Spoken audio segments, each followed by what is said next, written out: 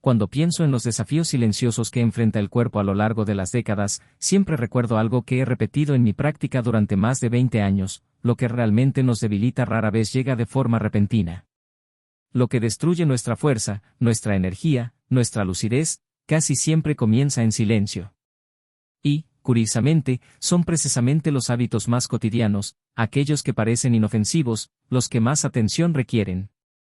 Siempre que veo a un paciente mayor de 55 o 60 años, comienzo nuestra conversación no preguntando sobre enfermedades, sino sobre rutina, alimentación, sueño, dolores y molestias menores, fatiga inexplicable. Porque oculto en estos detalles se encuentra uno de los mayores enemigos de la salud de las personas mayores modernas. Y fue precisamente este razonamiento el que me llevó al caso de Marta, una historia que nunca he olvidado y que comparto hoy porque representa a miles de personas que viven con una amenaza silenciosa dentro de su propio cuerpo sin siquiera darse cuenta. Marta tenía 62 años cuando vino a verme por primera vez. Una mujer serena, con una sonrisa amable, de esas que siempre parecen irradiar la compostura propia de quien ha aprendido a afrontar la vida con entereza. Pero aquel día había algo distinto en su mirada. No era tristeza, ni preocupación exagerada, era un cansancio profundo, casi como si su cuerpo llevara tiempo pidiendo auxilio y solo ahora decidiera escucharlo. Al sentarse frente a mí, acomodando lentamente su bolso sobre el regazo, respiró hondo antes de pronunciar la frase que, para un médico experimentado, ya es una advertencia en sí misma: doctor, creo que me estoy haciendo mayor para ciertas cosas, mi fuerza ya no es la misma. A eso, siempre respondo con calma. Envejecer no es sinónimo de perder vitalidad. La edad por sí sola no es la responsable del deterioro del cuerpo, son las combinaciones que hacemos con él, los hábitos que arrastramos a lo largo de los años, las repeticiones que permitimos que se acumulen. Le pedí a Marta que me contara más, y me dijo que se despertaba cada día con un cansancio extraño, como si no hubiera descansado nada. Por la mañana, necesitaba sentarse con frecuencia, sentía pesadez en el abdomen, a veces náuseas leves, otras veces simplemente una sensación de malestar difícil de explicar. Dijo que se irritaba con facilidad, algo inusual en ella, y que últimamente parecía tener problemas de memoria para recordar pequeños detalles. Lo más intrigante, sin embargo, era la fatiga, un agotamiento que no se correspondía con su estilo de vida. Ya no trabajaba, caminaba a diario, se acostaba temprano y no tomaba medicamentos fuertes. Nada de eso justificaba semejante falta de energía. Mientras hablaba, observé cada uno de sus gestos, la forma en que apoyaba el codo en la mesa, el leve suspiro entre frases, la ligera hinchazón de sus párpados, la postura ligeramente encorvada, típica de alguien que siente molestias abdominales sin darse cuenta. Son señales sutiles, pero si se observan con atención, apuntan en una dirección clara. Entonces le pregunté por su dieta. Se rió con una leve sorpresa y dijo que comía, como cualquier persona normal, una expresión que siempre me lleva a indagar más. Porque, normal, en el modelo dietético moderno suele significar problemático. Insistí en que describiera un día típico, desde el desayuno hasta la cena. Empezó con naturalidad, un café rápido, algo ligero, una combinación sencilla que llevaba años preparando. Al mediodía, comida casera, nada pesado. Por la tarde, una pieza de fruta, y por la noche, algo aún más ligero. Mientras enumeraba sus comidas, mi mirada se detuvo precisamente en ese detalle que ya conocía bien. El hábito que parecía inocente, incluso saludable, era exactamente lo que estaba llevando lentamente a Marta a un agotamiento peligroso. El mismo hábito que veo repetido por miles de personas, en todas las ciudades, en todas las clases sociales. Un alimento común, presente en casi todas las cocinas, utilizado en recetas dulces y saladas, bebidas, salsas, aperitivos, desayunos, postres. Algo tan cotidiano que nadie imagina que pueda causar un daño significativo. Podría haber interrumpido a Marta en ese momento para advertirle, pero preferí dejarla terminar. Es fundamental escuchar a la paciente hasta el final, incluso cuando el diagnóstico ya está claro para el médico. Concluyó diciendo que siempre había creído estar haciendo todo bien, que nunca se había excedido en nada y que no entendía por qué se sentía tan pesada últimamente. Le agradecí que compartiera su experiencia y comencé la parte que siempre requiere tacto, explicarle que el daño hepático, especialmente la acumulación de grasa en esa zona, no necesita de alcohol para producirse.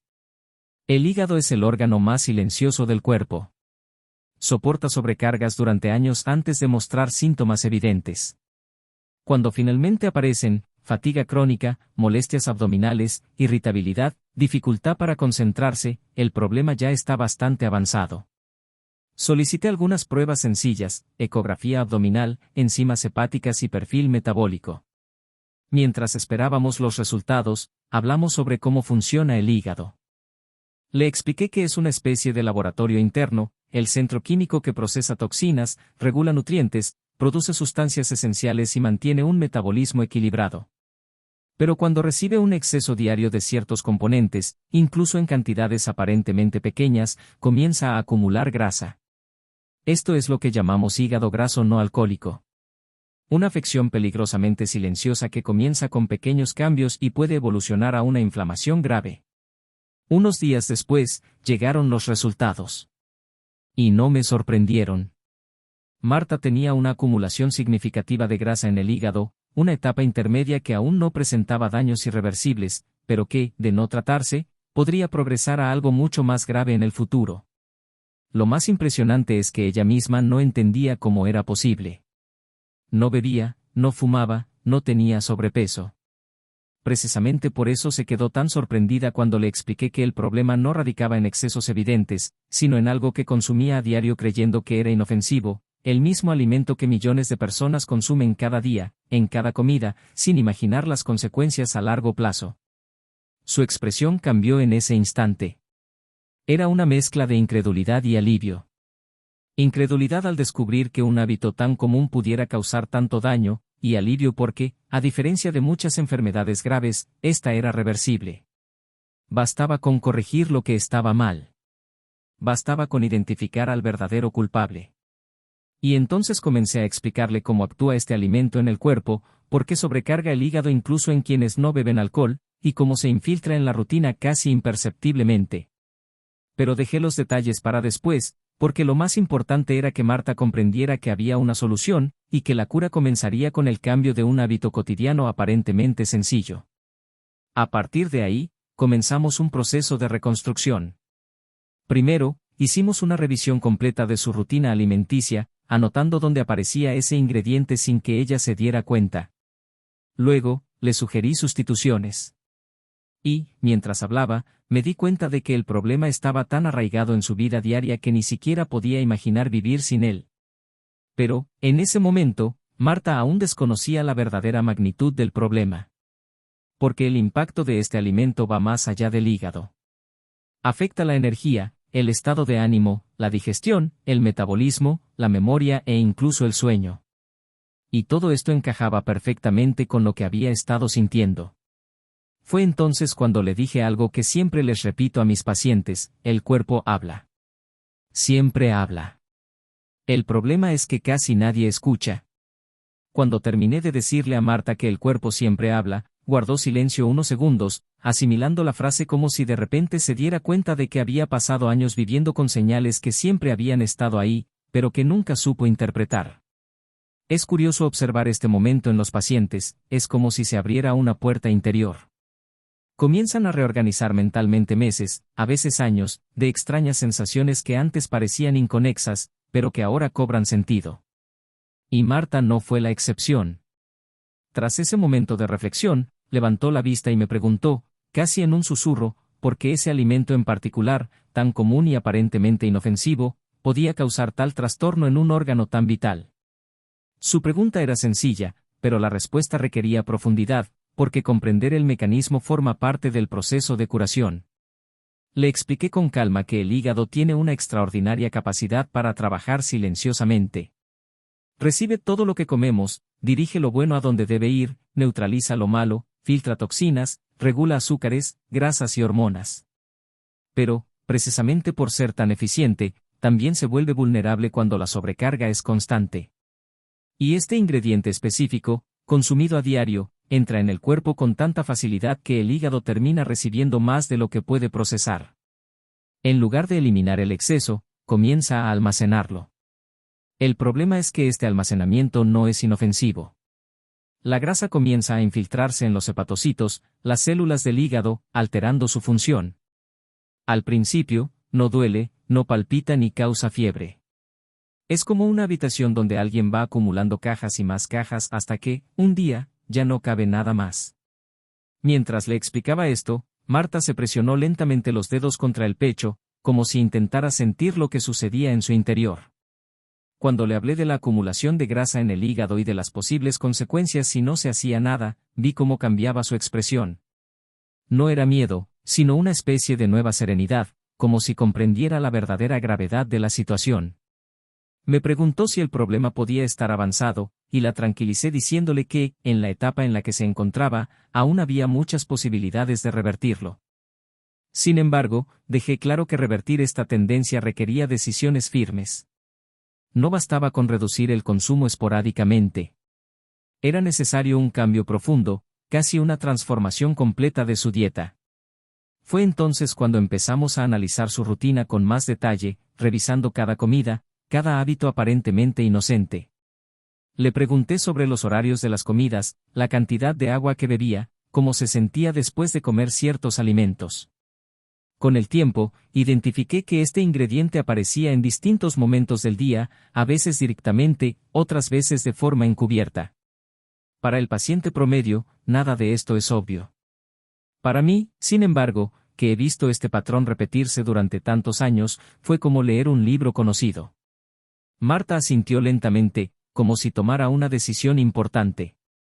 Vi en sus ojos que algo había cambiado. La conciencia del problema se había transformado en un deseo de actuar. Y ese es siempre el primer paso, y el más esencial. Cuando el paciente asume la responsabilidad de su propia recuperación, todo empieza a cambiar. Después de eso, comenzamos a identificar dónde se escondía este factor en su rutina. Cada vez que mencionaba una forma de consumirlo, ella decía, yo hago eso. Cuando mencionaba otra, añadía, eso también. Y entonces comprendió que su exposición era diaria, repetida e insistente. Era casi imposible que su hígado no estuviera sufriendo. Durante este análisis minucioso, me hizo una pregunta que muchos se hacen, si fuera tan peligroso, ¿por qué es tan común y se vende en todas partes? Y aquí hay un punto que siempre recalco, que algo esté disponible no significa que sea apto para el consumo frecuente. A menudo, la industria alimentaria se preocupa más por crear productos sabrosos, duraderos y baratos que por garantizar sus beneficios a lo largo de los años. Sin embargo, nuestros cuerpos responden al uso repetido, no a la conveniencia comercial. Le expliqué que este alimento, a pesar de ser natural en algunas formas y procesado en otras, tiene una característica química que lo hace problemático cuando se consume en exceso, y exceso, en este caso, no significa grandes cantidades, sino repetición continua. El hígado reconoce este compuesto e intenta procesarlo, pero cuando recibe más de lo que puede, transforma el exceso en grasa. Es un mecanismo de defensa del propio cuerpo, pero a largo plazo, se convierte en el inicio de una cadena peligrosa. En ese momento, Marta se llevó la mano al pecho y comentó que a veces sentía que el corazón le latía muy rápido sin motivo aparente. Le pregunté cuándo le ocurría esto, y sin darse cuenta, describió con precisión las horas en que más consumía este alimento. Esto reforzó aún más la conexión entre sus síntomas y el hábito que mantenía. Le expliqué que, aunque el corazón no se viera directamente afectado, la alteración metabólica causada por el hígado puede provocar cambios en la circulación, la presión arterial e incluso la frecuencia cardíaca. Curiosamente, cuanto más hablábamos, más se daba cuenta Marta de que su vida diaria estaba completamente entrelazada con este enemigo silencioso. Me contó historias antiguas, recuerdos de cuando empezó a consumir este alimento, diferentes maneras de prepararlo, familiares que también lo consumían con frecuencia. Era parte de su historia, parte de su hogar, parte de su cultura. Y yo, como médico, siempre debo tener cuidado al tratar estos casos, porque pedirle a alguien que abandone un hábito tan arraigado no es solo un cambio en la dieta, a menudo también lo es emocionalmente. Pero, ¿por qué me afecta esto solo ahora, doctor?, preguntó. Y le respondí explicándole algo que pocos comprenden, el cuerpo cambia con la edad. La eficiencia metabólica disminuye, la capacidad de procesamiento se ralentiza y la regeneración celular se vuelve menos ágil. Lo que antes se toleraba fácilmente se vuelve demasiado pesado. Es como si, a los 20 o 30 años, el cuerpo tuviera un equipo completo trabajando las 24 horas del día. A los 60, solo funciona el equipo esencial, y cualquier exceso se convierte en una sobrecarga. Por eso, alimentos que antes no causaban problemas empiezan a generar daños significativos. Marta escuchó atentamente. Con cada frase, su comprensión aumentaba. Con cada explicación, todo encajaba. Y mientras esto sucedía, empezó a darse cuenta de que no había un solo culpable, sino una sucesión de decisiones automáticas que necesitaban ser revisadas. El culpable, sin embargo, permanecía oculto. Aún no era el momento de revelarlo. Primero, necesitaba comprender por qué existía el problema, solo entonces entendería su raíz. Cuando nuestra consulta estaba casi terminada, Marta me agradeció con una dulzura que me conmovió profundamente. Dijo que, por primera vez en meses, sentía esperanza. Y supe que aquello era solo el comienzo de un verdadero cambio. Lo que ella aún no sospechaba era que, en la siguiente consulta, cuando finalmente le revelara el nombre del alimento y le mostrara las posibles alternativas, todo cambiaría para mejor. Siempre. Mientras Marta caminaba por los pasillos del hospital aquella fría mañana, cada paso parecía cargar con un peso nuevo, como si la mera conciencia de que algo tan rutinario pudiera haber causado tal agresión a su propio cuerpo abriera la puerta a un sinfín de reflexiones. El médico que la acompañaba por el pasillo intentaba explicarle con calma, pero Marta estaba más concentrada en la angustia interna que se gestaba. Era extraño pensar que un hábito que había tenido desde niña, que tantas veces se había considerado normal e incluso fomentado, pudiera ahora ser el principal culpable del desequilibrio que se había instalado silenciosamente con los años. Siempre había imaginado que los cambios en su cuerpo vendrían acompañados de claras advertencias, pero ahora se daba cuenta de que a menudo el cuerpo susurra antes de gritar, y que en esos susurros se esconden valiosas pistas que solemos ignorar. Cuando por fin llegó a casa, abrió la despensa y miró la comida que consumía casi a diario con la naturalidad de quien coge un vaso de agua. Fue como encontrarse cara a cara con un viejo conocido que de repente le revelaba un lado oscuro que nunca antes había visto. No sintió ni ira ni culpa, sino una profunda conmoción al darse cuenta de que lo que a menudo se considera común, tan común que se vuelve invisible, puede desgastar gradualmente el hígado de forma progresiva, acumulativa y silenciosa. Y fue precisamente esta ausencia de síntomas iniciales lo que retrasó el diagnóstico, porque Marta siempre había asumido que la falta de energía era simplemente parte del proceso natural de envejecimiento, algo inevitable y común en su grupo de edad. En la siguiente cita, cuando nos vimos, me contó con detalle esta amarga sensación de descubrimiento y me preguntó si a otras personas también les pasaba lo mismo. Le dije que sí, que en la consulta se escuchan muchas historias similares, donde los pacientes creen que toman decisiones inocentes, pero que a la larga provocan un desgaste tan grande que el cuerpo ya no puede compensarlo. Le expliqué que el hígado es un órgano increíblemente resistente, capaz de regenerarse, pero que esta capacidad tiene límites, especialmente cuando se sobrecarga a diario.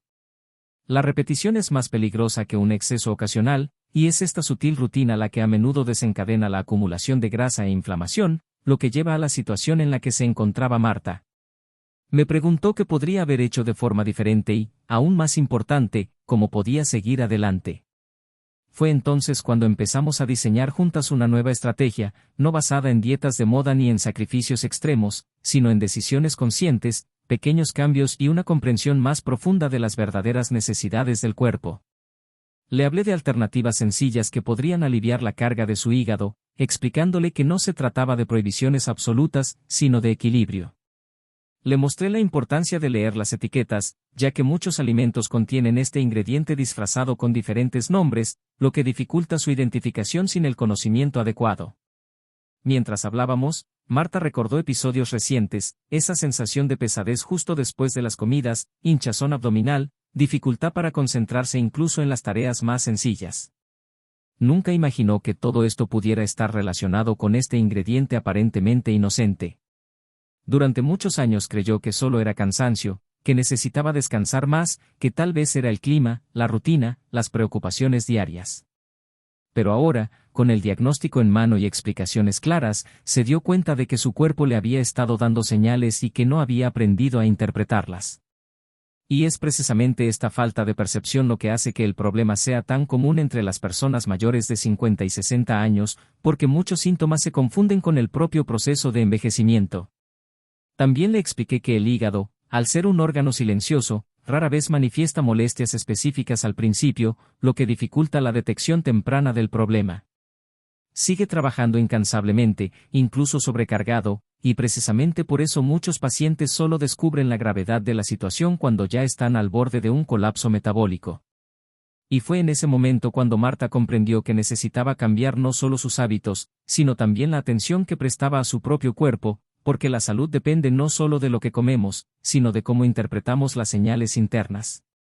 Me dijo que sintió una mezcla de miedo y alivio, miedo por lo que había descubierto y alivio por finalmente comprender lo que estaba sucediendo. Y esta reacción es muy común. El diagnóstico puede asustar, pero la claridad da fuerza. Saber qué afecta realmente a tu cuerpo te permite actuar con mayor precisión, ajustar tus decisiones, reducir riesgos y recuperar la vitalidad. Es este punto de inflexión el que he observado tantas veces en mi consulta, el momento en que el paciente por fin comprende que lo que parecía inevitable en realidad tiene solución. Y eso es precisamente lo que le ocurrió a Marta.